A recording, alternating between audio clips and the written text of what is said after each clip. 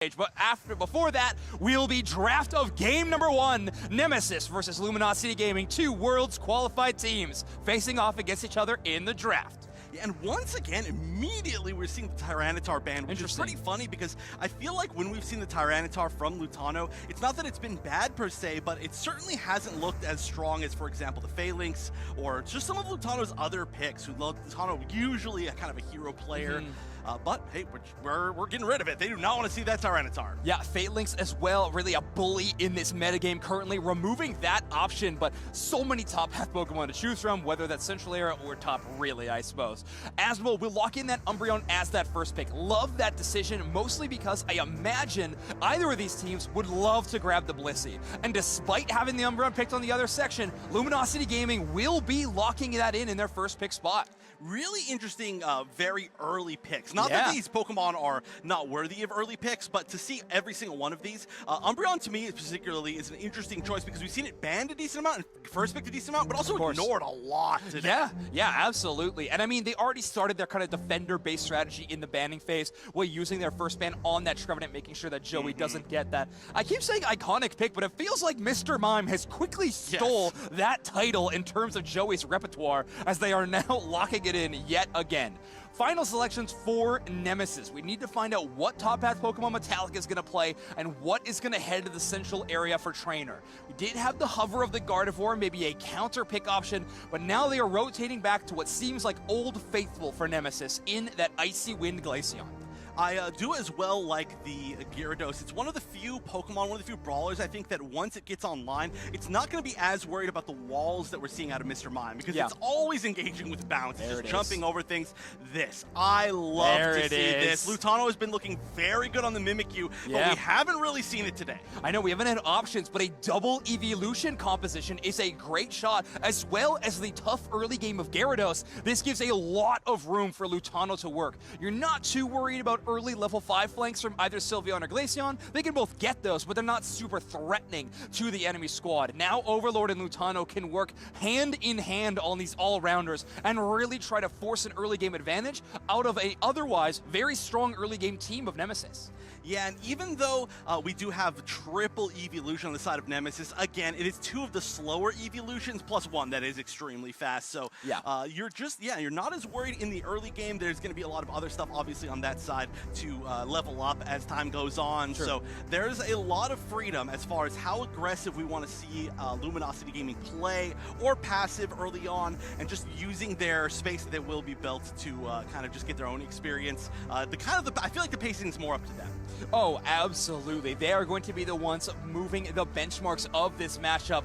It'll be interesting to see how it plays out in match, though. I put the Mimikyu on one of my most picked Pokemon chart just because of some of these players in North America. Freak on Exile, Lutano on LG, just expected to see quite a bit of it. But what we've seen a lot of is LGC's Glaceon averaging 14 knockouts when they are locking in this Pokemon. Obviously, Trainer has mastered this individual evolution, and they are showing it off. And we got to see that stat again, 75% win rate altogether here at NAIC, but a very low ban rate for Phalanx. However, I think these teams are starting to catch on, but here we go, losers semis. Last chance for some of these teams, both these teams, already qualified, but they want to win. Yeah, and I actually wanted to update everybody at home, in case you didn't hear before, all of the stats we have on the bottom side of the screen, including the ban options, those are updated to include just the final stretch and this top 8. That is where we are pulling these stats from. So all of these statistics are tournament specific from here on forward.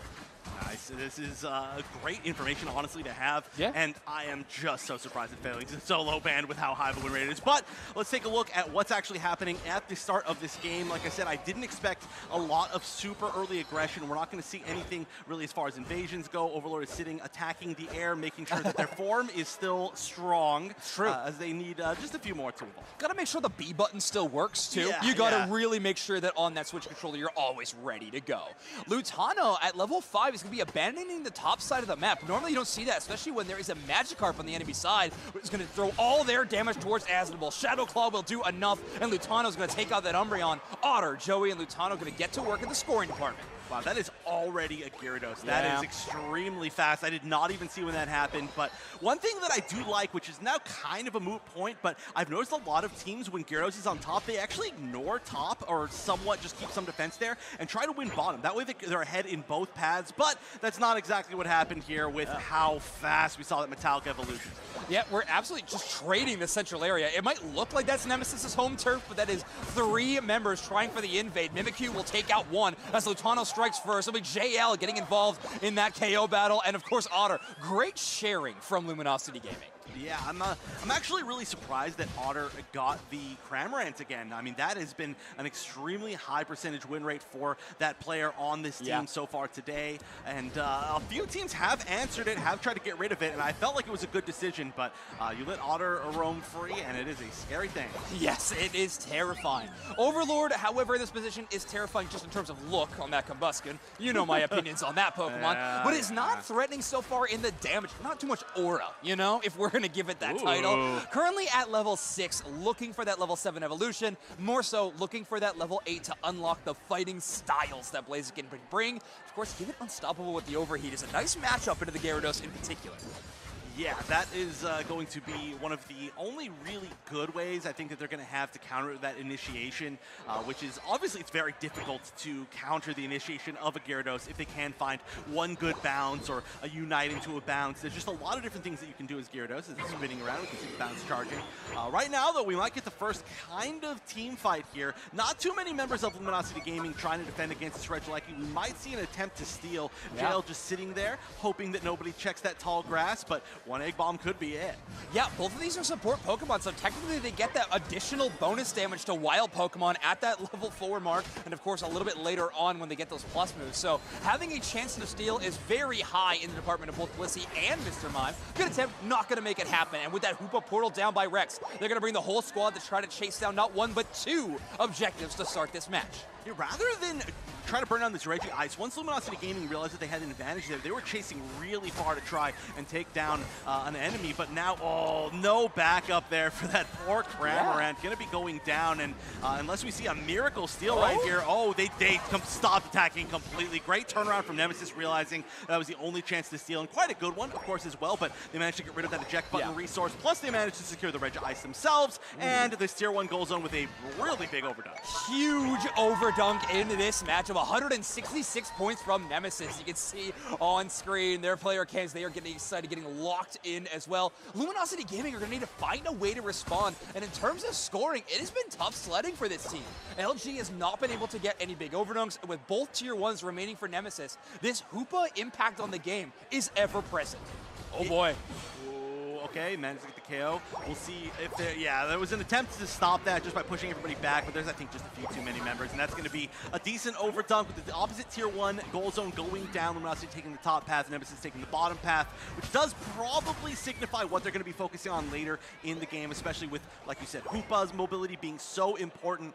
You really want to have that tier 1 goal zone or the counter, and they're actually getting a decent amount into this tier 2 goal zone, down to about half HP. Yeah, that whole narrative I was building about scoring pressure and how Nemesis had that lead, that is completely gone now as Luminosity Gaming able to put just shy of 50 points into that tier 2. They may have not got a huge overdunk on that tier 1 when they were the break, but they circumvent that disadvantage by scoring in tier 2. Very, very good push for LG.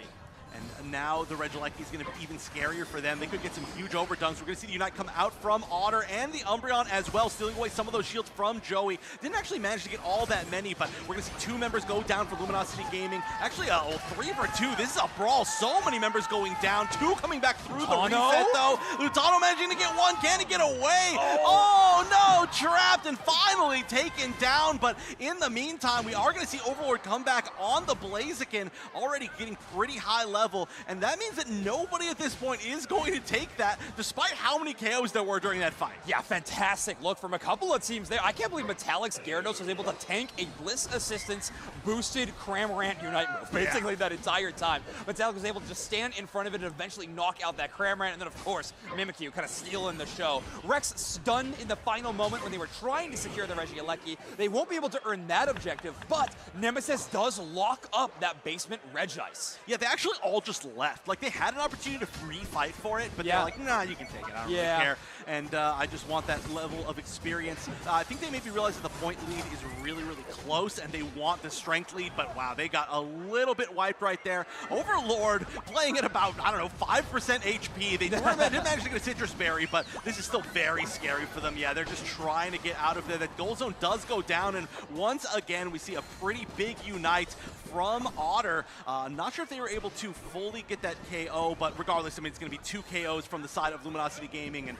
still a decent amount of fight left in both these teams down here. Yeah, JL just constantly supporting this Cranmer. It feels like they've basically been in their pocket the entire time, and it does make sense. Luminosity Gaming trusting a lot in the ranged attack damage of this Cranmerant to set up the Mimikyu and the Blaziken. Mimikyu's impact on the game is so much higher when it can play as the closer. It doesn't want to be that upfront initial damage. If you could Shadow Sneak a target and earn the KO, your value grows exponentially as that cooldown reset can start to land. So Luminosity Gaming, like I mentioned, trusting a lot in Cranmerant to do the early grunt work. And now we are heading to the final stretch. 30 seconds left. We're trying to get a few more level 13s maybe, but it seems like at the minimum, basically everybody they want to be 13 on the side of Luminosity Gaming is 13, and Nemesis trying to maybe just catch up just slightly. 20 seconds left. They farm just about all that they can. No more objectives spawning before the final stretch, let alone a reasonable time before the final stretch. So this is going to come down to the fight. A not gigantic lead for Luminosity Gaming, but they do have the lead, and they do know that. One vulnerability, though, is that Tier 1 goal zone still existing, which is why I think so many of them are kind of sitting up here and waiting to see if anybody tries to get in. Yeah, you call it a vulnerability, I call it a trap. Like, it's just a fantastic asset to use. I think having your early goal zones still up in the final stretch is a huge asset. A place to heal, a place that you could easily retreat and defend. It is a fantastic look for your team if you're able to hold them all the way until the final stretch. But right now, it is Lutano and Joey hanging around the top side, hunting for Metallic. Lutano very confident they can win that 1v1. We talked a lot about Lutano's Mimikyu in this matchup. I really do think the major thing that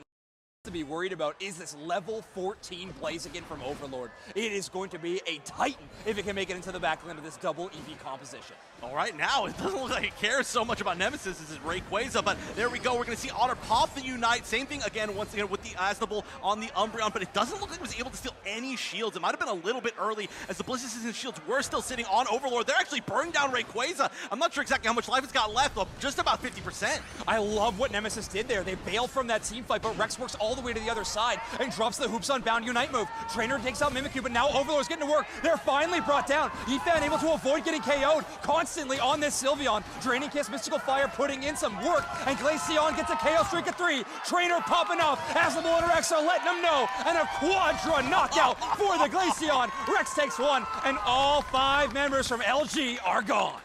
From the flank, the secret hoop of flank, a full team wipe into the Rayquaza take. Nemesis fighting from the back foot, managed to get the perfect opportunity, and that's going to be so many hundo burgers, especially in that low HP Tier 1 goal zone. They got 3 of them in. That's a 250-ish point lead with only 16 seconds left. And that is the Nemesis that we have been waiting to show up. Rex is a support player in the North American scene that just seems to demand so much respect from teammates and opponents, and it's for plays like that. When you're running a double evolution composition, you're really susceptible to up-close damage, and you gotta play around that. So they bail from the team fight, kite out completely, allow LG to come in, and Rex just brings the entire turnaround on the opposite side. Not to mention, Trainer and Ethan absolutely got to work on that Sylveon Glaceon pair. I mean, to region competition amongst these teams unless they make it into the top 16 of Worlds. So at that point, that'll be a totally different story, but this is our chance here. Nemesis, of course, up 1 game, and if you like to see these teams play against each other, which has been a great storyline the entire season, this is our last chance. Wow, Nemesis banning the Tyranitar instead of the Phalanx in this position. Definitely not what I would expect. Luminosity Gaming having a few choices of first pick. No Trevenant, which I think is maybe what Luminosity would no matter what first pick. They're actually going to grab the Leafeon. Very interesting to me. So do you take Phalanx then on the side of Nemesis? The other big question is, of course, getting the Blissey ban does mean that we are considerably more limited as far as what the support options are. So yeah, I do like that, being able to take that Hoopa very quickly. Obviously, JL, extremely strong Hoopa as well. You do not want to get like kind of like locked into having to choose any sort of specific support. And then, of course, on top of that, Phalanx, just great. Yeah, it's so powerful, obviously. The win rate through the roof, it seems. Luminosity Gaming now going to grab that Mr. Mime yet again. Joey has been locking that in so frequently. I think it fills a similar role. You mentioned to Crustle. I actually think it fills a very similar role to Snorlax in a lot of matchups with those engages and big stuns is what you're hoping for it with that Pokemon. And then its Unite move is maybe just a little bit better in that department, a very good displacement into all-rounder fighters. So I think that's why we're seeing so much of that Pokemon. I think I finally found the secret. That's why we're seeing so much of it. Cramorant, Otter's very good at Cramorant. Yeah, period. That's it. Exclamation point, even. Ooh, okay, so interestingly, we are going to see the Finally! Finally! Oh, yeah, there we go. Finally the counter on the other side. Lutano as well, potentially on that pick. I mean, obviously there could be switches, but it's looking pretty solidly like Lutano. Yeah. But I feel like that's going to be very strong. Lutano, I mean, playing, obviously maybe not the exact same build, but been playing Venusaur for a million years, including here 1 year ago. Yes, exactly. It might look a little bit different in this year, obviously, running the Rapid Fire Scarf and Cursed Incense. I actually kind of like that opportunity. Not going with the Muscle Band for maybe the more earlier presence, but as I'm talking, Lutano's currently changing their items, so we'll check back in a moment. But the Energy Amplifier, ooh, maybe, who knows? Trainer locking in the Glaceon into this build is kind of interesting to me. I really wonder, they're almost permanently on Icy Wind. There is maybe reason to change that to Shard for the Venusaur matchup in particular, but Wind is working so well for you right now. I don't think you back off that build. Yeah, I think the other issue here is that there's maybe like a lot of blocking potential on the side of Luminosity Gaming, right? Clefable's always going to be in the way, and we know that Clefable does end up kind of playing like a half tank role, right? A lot of the time, and then Mime's going to be around, so I do feel like there is the potential for people to physically get in the way of things in this match for whichever pick it is. To slow down Shard, you're saying? Yeah, yes. I see. So, I mean, I have no idea what they're going to go. There's a lot of different options. I mean, this game so far has been about, like, this year flexibility, right? Like, different builds for Pokemon, different roles for Pokemon, especially kind of tricking people in drafts. So, we see a lot of that from pretty much most of the Pokemon we see nowadays. Yeah, that's true. We see it again and again on repeat. One thing that I think we're seeing a little bit different, though, in our game number 2 is going to be that Leafeon on Overlord selection. If we want to encapsulate that first game, it did feel like Nemesis and Luminosity Gaming were almost in lockstep in the early game. It felt very, very close for that matchup, specifically in the first few minutes. With that Leafeon being locked in, I don't think that we're going to see a repeat story of that particularly. I think that it's just going to be a little too strong of a presence. We already got that level 4 Leafeon going up against Metallic's Phalanx.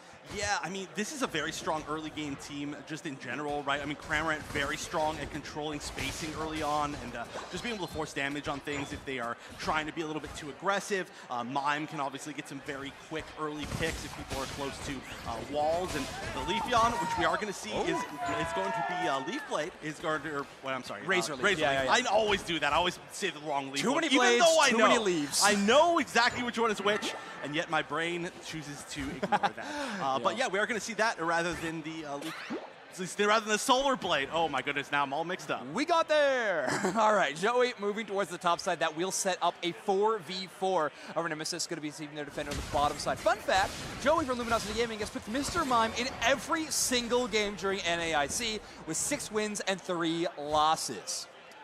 That is a 50%. Oh, no, 6 wins and 3 losses. Sorry, I misread that. I can't read now at all. So this is basically the new signature for Joey. I'd have to say it. Yeah, I mean, they're not getting Trevenant. Nobody is letting that happen. So many bans towards Luminosity Gaming on that pick in particular, so they got to find something new to go to, and it seems like they have found their option. Otter does land the Hurricane on the defense. I think we're going to be seeing that dive Hurricane build yet again. I don't think it was super relevant into Nemesis last time. It's, again, so much mobility. It really felt like Luminosity Gaming was having a hard time locking Nemesis down.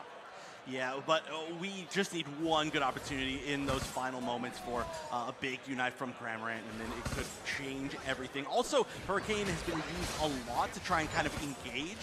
Right now, Overlord getting so low, the KO. It's going to be Rex getting that KO. Scary hoop of damage. Honestly, it is a little bit scary for a support, but that was a huge win for Nemesis in that center area.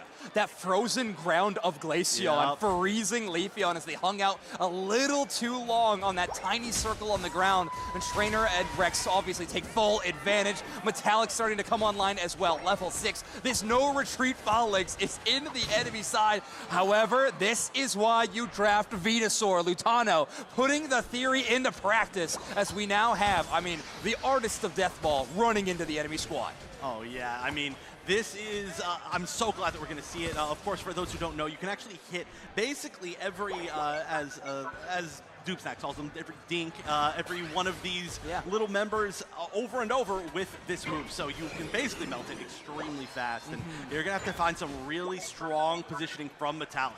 You melt it fast, you get your cooldowns back quicker because of Petal Dance hitting multiple targets, and you Giga Drain heal HP from multiple of the troopers as well. Really, I don't think there's a single downside. The only thing I have heard players talk about when it comes to the Phalanx versus Venusaur matchup is sometimes Phalanx can just knock you out before you can Giga Drain twice, and that is the challenge that you have to deal with. So currently, I believe it is a level race between Lutano and Metallic, and right now, Lutano looking very, very good. Oh yeah, 2 levels ahead. But the thing is, they do have to be in the same spot all the time, and we've seen a really good job with Rex's Hoopa managing to portal everybody into different directions. Right now, though, the entire team of Luminosity Gaming all pushing up through that center area, and that is a very unhappy Sylveon Yifan probably not making it out of that situation. But they actually managed to trade. Trainer, I believe, taking out Overlord in that fight. Regieleki for the side of Nemesis is going to be taken down, but Nemesis got to be pretty happy to at least get that trade on what was essentially a very scary flank. Yeah, you can see the priority that Trainer and Rex have on Overlord so much. And I will say, that is kind of a signature effect of the Team Nemesis. They will look at the draft, they will look at what Pokemon and how they match up each other in terms of compositions, but they are one of the teams that looks the most at specific players. They pick out a player that they think will be able to win the game, and they try to shut them down every single time. The target priority so far, I gotta say, is working out. Leafeon has hit 9, but has not really had the impact that we were expecting out of the early game from LG. Yeah, it just hasn't had an opportunity. The moment that Overlord walks in, everybody just turns and says hello, and then they just send him back to the base. But right now, Rex is getting chased down, able to escape with the Phantom Force. But oh my! Those 3 EV Unite moves back to back. 3 evolutions leaping into the sky, and in the end, it is Nemesis that win that game of war. Yeah, it's just whoever has more Evolution Unite moves. But this was an interesting time at the 5-minute mark to spend them all. There are going to be some objectives relatively soon, so we might not have some of those Unites back. All right, this will be Sylveon eventually going down. One of the most bulky Pokemon, or at least attackers, into the game. But Luminosity Gaming really trying to make this team fight their growing moment to take back some of this momentum. They had used a couple of Unite moves, get a couple of KOs, but now they have to secure the Regice in the face of Trainer and Rex. Verdant Anger plus the Clefable auto attack will get the Regice for their squad, but now they have to see if they can get any points in. Finally, Overlord able to get a score on the top side, start moving that attack weight up a little bit more. But Luminosity Gaming at 4 minutes is held to 27 points. How often have we ever said that before?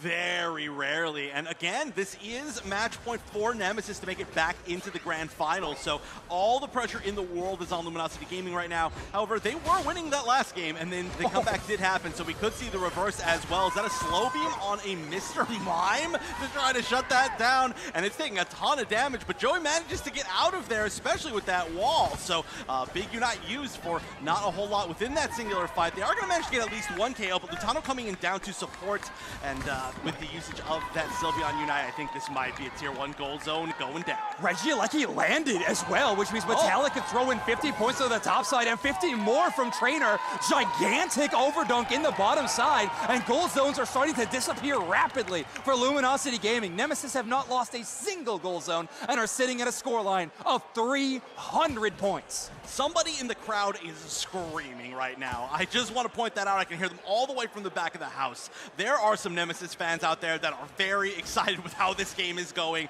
And if you're a Nemesis fan, you've got to be excited. This is looking to be entirely in their favor. This is not undoable by any means. The levels are actually, well, they were exactly even until I finished that sentence, of course. But just barely now, Nemesis has the level lead. So one big team fight, and especially on a Clefable team, I feel like that's exactly where you want to be anyway. One big team fight here could change the entire game, but a 220-point lead, that's very significant. One last Reggie available in this fight, and both teams showcasing a lot of players on this bottom side. This could be our final fight. Joey goes for one big stun. It's good enough to get that Sylveon. They are down. Great capitalization by Overlord on that Leafeon. Azul has to run all the way back to the goal zone, hovering on the portal. Hurricane stops the reset. They are not able to recall, and now the fight has to rage on with lower HP. Cramorant down already, right in the first instance of its Unite Move. Slow beam onto the Venusaur. Phalanx trying to use the Unite Move on top of it. Verdant Anger to deal enough damage to the direction, but Trainer takes out the Venusaur. Nemesis has taken out 3 members. Overlord on the run. JL recalling, and Rayquaza is about to spawn.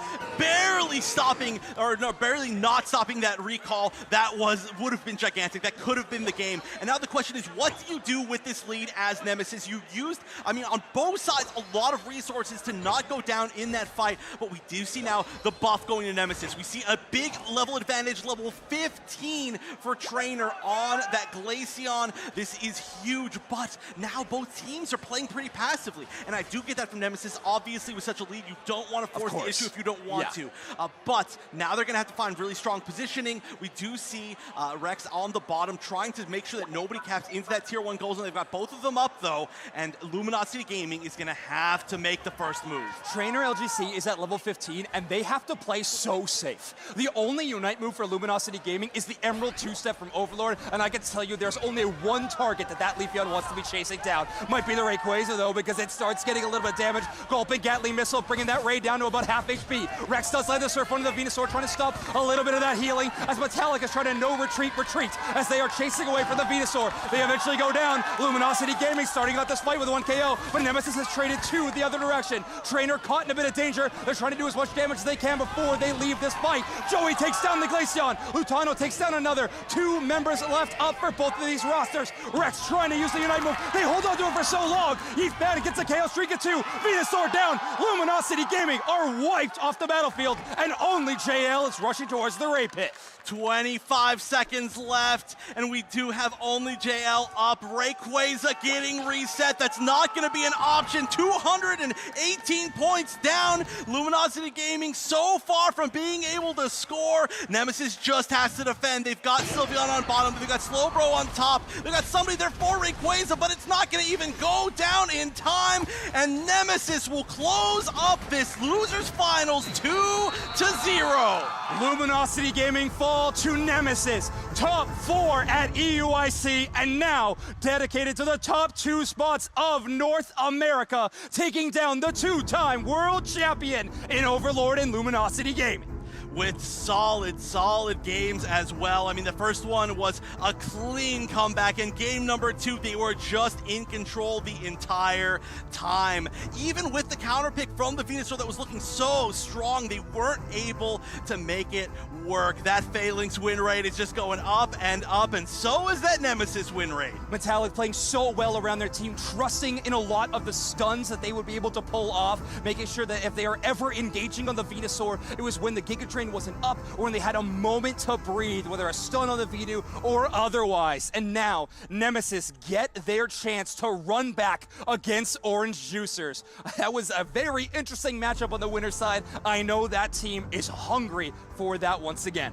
Yeah, and of course, one final congratulations to Luminosity Gaming making a ridiculous losers run, which is, funnily enough, what Nemesis kind of had to do in the bracket at EUIC. But Luminosity, they did what they wanted to do, right? They managed to defeat the team that defeated them earlier in the qualifiers. They managed to guarantee their spot qualifying for Worlds, and with such a long run, eventually they had to run out of gas, and that was finally here in the top 3. So congratulations once again to them. We know that we'll be seeing them a lot more this season. Yeah, they have qualified for Worlds. Both these squads have. Let's take a look at these numbers after an explosive game like that.